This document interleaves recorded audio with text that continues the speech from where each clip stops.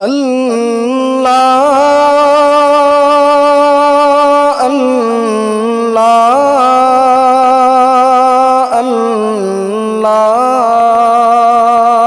اللہ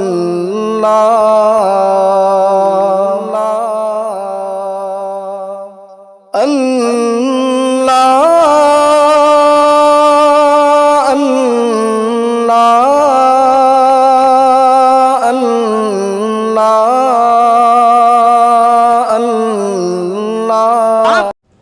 ناظرین گرامی، السلام علیکم ورحمۃ اللہ وبرکاتہ۔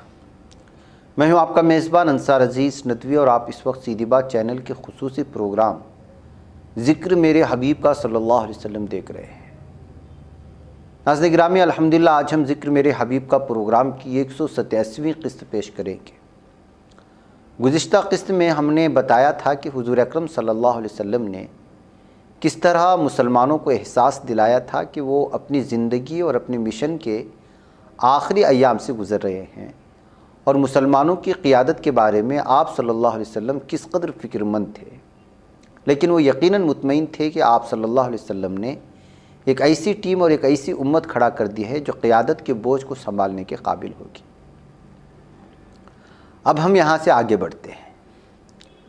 ناظرین گرامی، ضمناً یہ بات نکل چکی یا چل نکلی، ورنہ ہمارا اصل منشا یہ دکھانا تھا کہ حضور اکرم صلی اللہ علیہ وسلم پر حجۃ الوداع کے پورے سفر میں احساس طاری رہا کہ اب ادھر کا بلاوا جلد آنے والا ہے۔ اسی تأثر کے ساتھ آپ صلی اللہ علیہ وسلم مختلف تاکیدیں اور وصیتیں فرماتے رہے۔ ماہ سفر 11 ہجری کے آغاز ہی سے سفر آخرت کے لیے محسن انسانیت صلی اللہ علیہ وسلم کی روح پاک نے تیاریاں شروع کر دی۔ ایک روز احد تشریف لے گئے اور شہدائے احد کے لیے سربسجود ہو کر دعا کی۔ واپس آ کر پھر ذیل کا خطبہ دیا: لوگو، میں تم میں سے پہلے رخصت ہونے والا ہوں اور خدا کے سامنے تمہارے متعلق شہادت دینے والا ہوں۔ واللہ میں حوض کوثر کو یہاں سے دیکھ رہا ہوں، مجھے سلطنتوں کے خزانوں کی کنجیاں تفویض کر دی گئی ہیں، یعنی مختلف ممالک دعوت حق کے نتیجے میں فتح ہونے والے ہیں۔ مجھے اندیشہ نہیں کہ تم میرے بعد مشرک ہو جاؤ گے، ڈر یہ ہے کہ دنیوی مفاد کی کشمکش میں نہ پڑ جاؤ۔ پھر آدھی رات کو گورستان بقیع میں جا کر اہل قبور کے لیے دعائے مغفرت فرمائے کہ ہم بھی جلد ہی تم سے آ ملنے والے ہیں۔ پھر ایک روز بطور خاص مسلمانوں کو جمع کیا اور خطاب فرمایا کہ مرحبا اے مسلمانوں، اللہ تمہیں اپنی رحمت میں رکھے، تمہاری شکست دلی دور فرمائے، تمہیں رزق دے، تمہاری مدد کرے، تمہیں عروج دے، تمہیں بامن و امان رکھے۔ میں تم کو اللہ کے تقوی کی وصیت کرتا ہوں اور تم کو اللہ ہی کی نگرانی میں سونپتا ہوں، تم کو اسی سے ڈراتا ہوں کیونکہ میں کھلا متنبہ کرنے والا ہوں۔ دیکھو، اللہ کی بستیوں میں اس کے بندوں کے درمیان تکبر اور سرکشی کی روش اختیار نہ کرنا۔ اللہ تعالیٰ نے مجھے اور تمہیں فرمایا ہے۔ آپ صلی اللہ علیہ وسلم نے القصص کی 83ویں آیت کی تلاوت فرمائی: تلک الدار الآخرۃ نجعلها للذین لا یریدون علوا فی الارض ولا فسادا والعاقبۃ للمتقین، یعنی یہ آخرت کا گھر ہم ان لوگوں کے لیے خاص کریں گے جو زمین میں سرکشی اور فساد مچانے کی نیت نہ رکھتے ہیں، اور عاقبت کی کامیابی تو ہے ہی متقین کے لیے۔ پھر فرمایا: سلام ہو تم سب پر، ان سارے لوگوں پر جو اسلام قبول کر کے میرے بیعت میں داخل ہوں گے۔ گورستان بقیع سے واپسی پر ہی ہلکا ہلکا درد شروع ہوا۔ پھر سفر کی 29ویں تاریخ کو ایک جنازے کے ساتھ جاتے آتے ہوئے اس میں شدت آئی۔ مرض کے ابتدائی ہلکے حملے کے دوران میں 11 روز تک مسجد میں تشریف لا کر خود ہی نماز کی امامت فرماتے رہے۔ شدت مرض میں گھر کے اندر بالکل صاحب فراش رہنے کی مدت 1 ہفتہ ہے۔ تکلیف بڑھنے پر ازدواج سے اجازت لے کر حضرت عائشہ رضی اللہ تعالی عنہا ہی کے حجرے میں آ گئے۔ مرض الموت میں بھی تحریک حق کی ذمہ داریاں پوری طرح سامنے رہیں۔ تبوک اور موتا کے معرکے حصول مقصد کے لحاظ سے ابھی تکمیل طلب تھے۔ اگر ذرا بھی ڈھیل برتی جاتی تو مخالف سلطنت شیر ہو جاتی، اس لیے اسی حالت میں بتاریخ 26 صفر لوگوں کو غزوہ روم کی تیاری کا حکم دیا، اور دوسرے دن حضرت اسامہ بن زید رضی اللہ تعالیٰ عنہ کو اس مہم کا افسر اعلیٰ مقرر فرما دیا۔ فرمایا: جاؤ، اللہ کے نام سے اپنے باپ کے مقام شہادت تک پہنچو، اور جو خدا کا انکار کرے اس پر حملہ کرو۔ اپنے ہاتھوں سے علم تیار فرما کر حضرت بریدہ بن خصیب اسلمی کو سونپا۔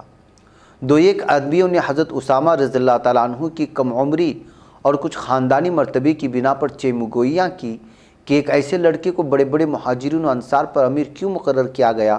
حضور اکرم صلی اللہ علیہ وسلم نے سنا تو سخت رنجیدہ ہوئے اور سخت تکلیف کے باوجود سر پر پٹی باندھ کر مسجد میں تشریف لائے اور ٹھیک غدیر خم کے سے انداز میں خطاب کیا کہ مکے اور مدینے کے درمیان ایک موضع کا نام خم ہے جہاں ایک تالاب ہے، اس نسبت سے یہ غدیر خم کہلاتا ہے۔ جب رسول خدا صلی اللہ علیہ وسلم حج سے فارغ ہو کر مدینہ تشریف لے جا رہے تھے تو اس جگہ آپ صلی اللہ علیہ وسلم نے قیام فرمایا تھا۔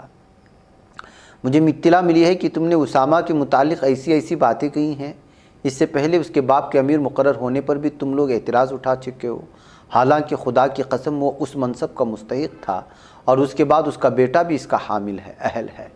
وہ زید بن حارثہ بھی ہم کو سب سے زیادہ محبوب تھا اور اس کے بعد اس کا بیٹا اسامہ بن زید بھی ہمیں سب سے زیادہ محبوب ہے۔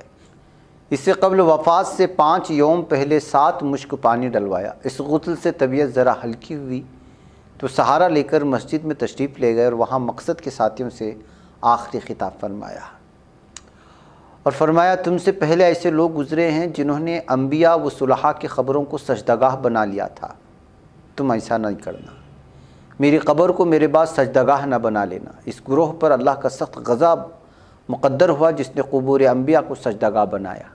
میں تمہیں اس سے منع کر رہا ہوں، دیکھو میں نے بات پہنچا دی، الہی تو خود اس کا گواہ ہے۔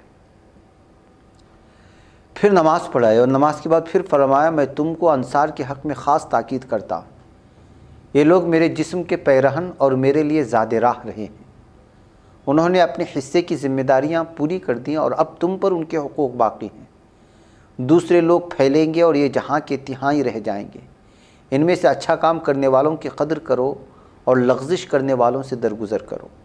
خدا نے اپنے بندے کو اختیار دیا کہ وہ چاہے تو دنیا و ما فیہا کو قبول کر لے اور چاہے تو وہ کچھ قبول کرے جو خدا کی بارگاہ میں ہے، تو اس بندے نے وہی کچھ انتخاب کر لیا جو اس کے لیے خدا کی بارگاہ میں ہے۔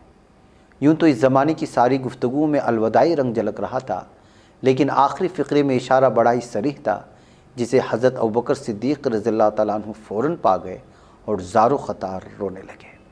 اس کے بعد کے مناظر بھی بڑے جذباتی ہیں، انہیں ہم اگلی قسط میں پیش کریں گے۔ ہمارا وقت ہو چلا ہے۔ والسلام علیکم ورحمۃ اللہ وبرکاتہ۔